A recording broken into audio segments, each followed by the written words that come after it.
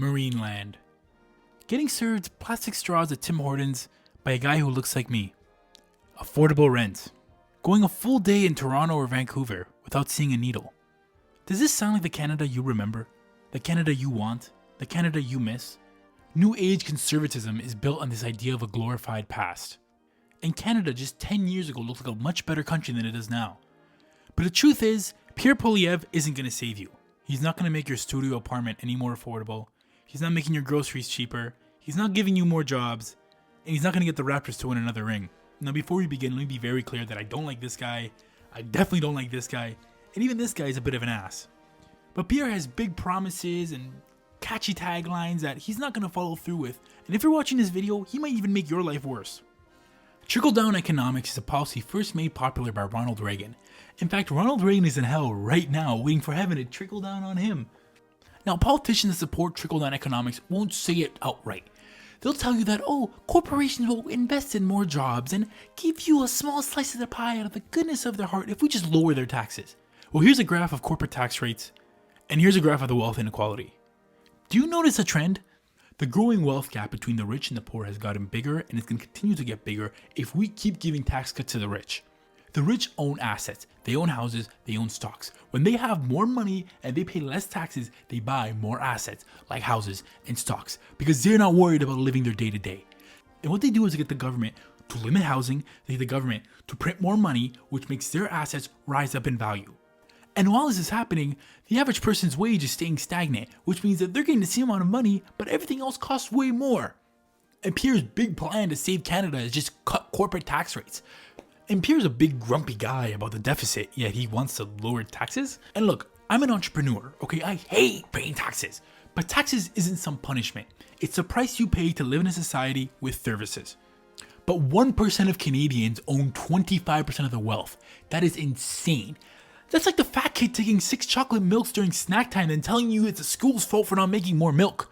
And let me be very clear, Pierre has no plan whatsoever to how to help Canada.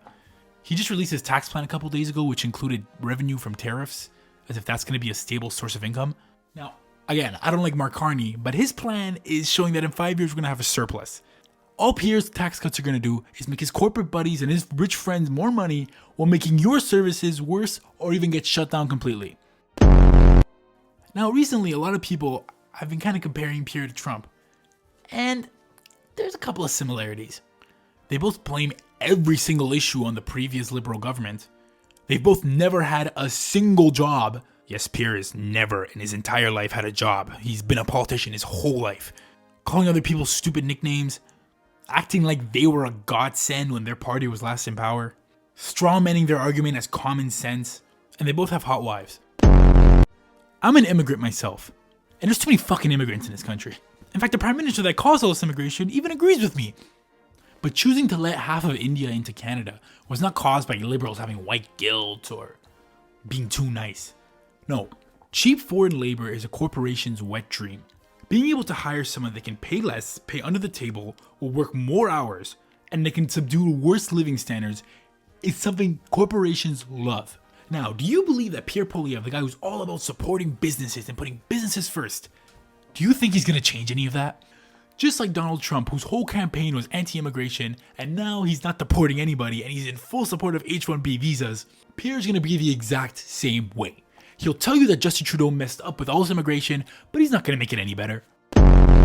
Now, it should be no surprise to you that houses cost money. And in Canada, they cost a lot of money. In fact, Vancouver and Toronto are in the top 10 most unaffordable cities in the world. Good job, guys, we did it! There's a huge sway of issues on why this exists. Two of these big issues is that it costs too much money to build a house and we have too much bureaucracy. Along with this, we have a huge amount of people whose entire retirement and savings is based off of the value of their house. So they are very much incentivized to keep their house values extremely high. So what's Pierre Pollieverre's big solution to our biggest issue? Reduce taxes on homes that are $1.3 million or less. Surely this is good, it will lower the prices of houses. Do you know who that's actually going to benefit? House flippers and real estate moguls. It's not going to build more homes. Now, to be fair, he does talk about reducing bureaucracy, which I personally support. But this whole cutting taxes on new homes doesn't fix anything. The tax money the government is going to lose from these new home sales will be better off invested into building more homes. And that's kind of what Mark Carney's doing. Now, every country in the world is struggling after COVID, but Canada is doing a particularly bad job. Compared to the States, we have much lower wages, but much higher cost of living. We have the highest prices for phones and internet, and our grocery store prices are much higher than America, even before Trump started going crazy with tariffs. But what was the reason that Pierre Pollieverre said that we have all these issues? The carbon tax. Are you fucking retarded? The reason Canadian prices are so high is because we have monopolies. We have 3 grocery store chains, 2 cell phone suppliers, and 1 airline. This is why things cost so much more than they do in Europe or even in the United States. When there's competition, companies are forced to lower their prices. But when you have no choices, they just raise the price as much as they want. So the carbon tax isn't the reason that your grocery store bill costs more than someone in the States was. It's because Loblaws is the only store you can buy from. And Pierre knows this, but his corporate buddies love monopolies because they can make higher profits while you pay higher prices. And one thing that Pierre is very adamant about is stopping foreign aid to other countries. Why is Canada giving our hard-earned money to other countries when we have our own problems to fix? With one exception. Now, I'm not going to go Kanye mode, and I'm not going to bring up anything religious here, okay? But tell me why the potential future leader of my country cares so much about a country in the Middle East. It's a pretty big honor for a simple guy from the prairies to stand before you today. Now, unfortunately, unlike the US, donations to political campaigns in Canada are private. So I can't say for sure that Pierre's being paid by AIPAC or some other Israeli affiliated group. But let me ask you this. Would you glaze a country this hard for free? And as we traveled along, though, I realized that this was the most scientifically, democratically, and politically advanced country in the world. He also talks about arresting people that don't support Israel. And look, I don't care what your opinion is on the Middle East situation. I don't care what your opinion is on the protesters. There is no way in hell you should be agreeing with the fact that people should be arrested for voicing their opinions, whether you agree with it or not. But the worst part about all this is that Pierre was a big supporter of the truckers. And look, again, it does not matter what your opinion was on those truckers. To freeze the bank account of Canadians for voicing their opinion is no short step of a dictatorship. That is absolutely insane. But for Pierre to criticize Trudeau for doing this and then do the exact same thing when it comes to his special interests shows you exactly what type of man Pierre is. He's a spineless, deplorable, asswipe hypocrite. He puts himself out there as caring for the common man.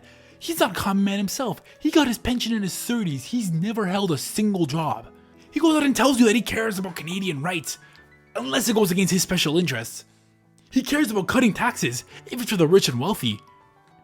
And he cares so much about blaming everything on the Liberals. But this guy can't stand up to Trump for 1 second. Because he's a hypocrite. Everything he stands for is a facade. His plan to help Canada means only helping the elites, not helping you pay your rent and not helping you live your life. He's not going to bring back the Canadian promise or whatever stupid slogan he's been using. Watch any interview of his from the last 8 months. See if he can go 3 sentences without saying a slogan. That's all he has. He has no plan. He has no promises. He's just going to do what every other conservative does. Help the rich, fuck the poor. And look, the reason I'm trying to make this whole video is not just to hate on Pierre, even though I don't like him at all. It's to tell you that you can't just put your hopes and dreams into one single candidate. If you're watching this video and you support Pierre, you're going to be disappointed either if he wins or he doesn't. If he doesn't win, you're going to lose all hope in Canada. You're going to have this wave of dread wash over you.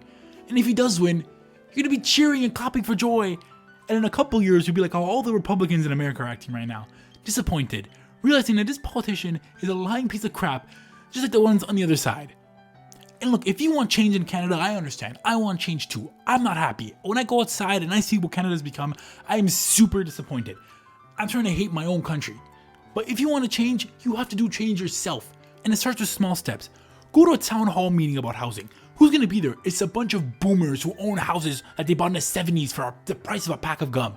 Go there and talk about your opinion. Go there and talk about how you can't afford a house. You got to tell those old fucks that you want to buy a house. You gotta tell those old fucks to help them build triplexes. Tell them to fuck off and they want to deny housing permits. If you don't support mass immigration to lower wages, stop supporting companies that do that. Now, me personally, I'll be voting NDP. Now, I don't like Jagmeet Singh, but I don't think the NDP party likes him either, and there's a very good chance he'll be out of office by the end of the year. And I like Canada's social programs. It's the one thing we have that the States doesn't. But I think the Liberals are doing a horrible job, and they're probably not going to do a better job, and I want a real NDP that will stand up to them. For the love of God, the next NDP leader, do your job! Canada's future isn't in the hands of a single figure. Real change doesn't come from one guy sweeping in to save us all. We, as a community, need to change. Okay, peace. Oh.